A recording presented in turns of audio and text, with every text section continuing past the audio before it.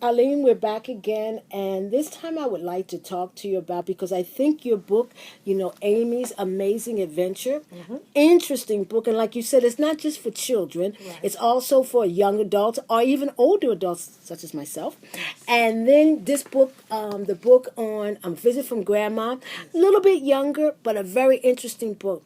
The reason that I like your books, and the reason I got two copies of your books is that I wanted to give the books to kids Wonderful. and to kids who are not used to seeing themselves reflected. True. When you were writing the book, did you take in consideration that you were writing in a market that is extremely underrepresented? I think of the 3,400 or 4,300, I'm not sure exactly, books that were written last year. I think about 46, maybe 50. My numbers might be off a little bit, were written by African Americans. Definitely. One of the reasons I wrote this book, or these books, and I will continue to write, is that I grew up in a place where I saw a lot of my color around.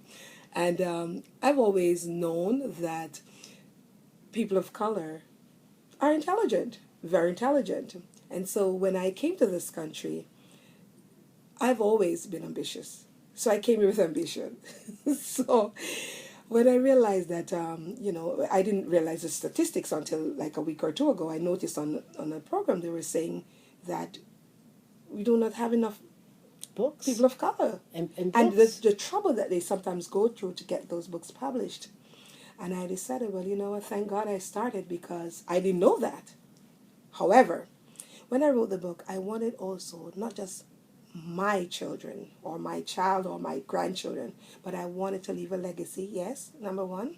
I wanted to leave my name also because I'm living in the 21st century, but also I wanted children of color to know that you can do it.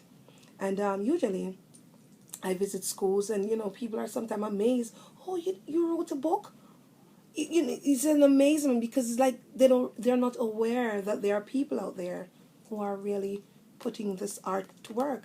Writing is very therapeutic, and the reason I wrote the books was to let children of color know you can do it. But yet, and this is what the part that I love. Yes, Your book, anybody can read it. exactly. It's particular in that it's Amy, or your daughter, Yes. right?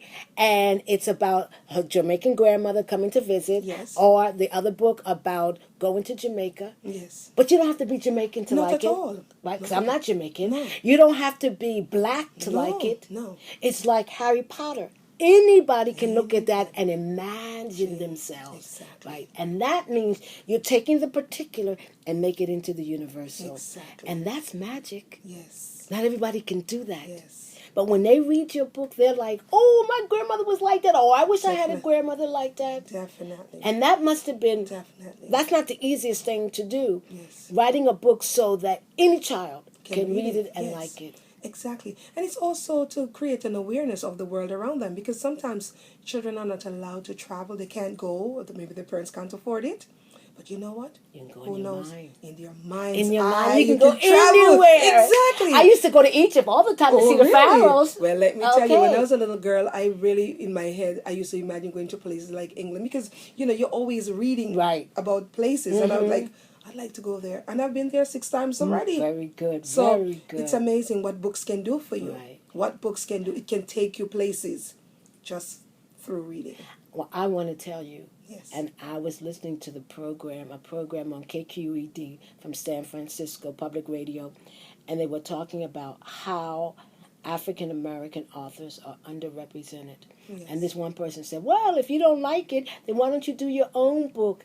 And that's exactly what you did. That's You didn't right. wait for it. Oh, not You at didn't wait all. for a publishing house to Not tell at you. all. You said, I have a story to tell, Uh-huh. and if no one else can appreciate it. So at the end of this interview, I would like to thank you for thank you. writing something that eventually, one day, Yes. a grandchild, Yes. a great-grandchild, Yes. and even a great-great-grandchild. Yes. But hopefully by that time, Yes. just reading a book, whether the child is black or white or whatever, or Latino or Asian, will be just reading about a child. Exactly. Thank you, Ms. And thank Hall. you so Thank much. you, Ms. Crawford. Thank Thank you you so so much. Bye-bye now.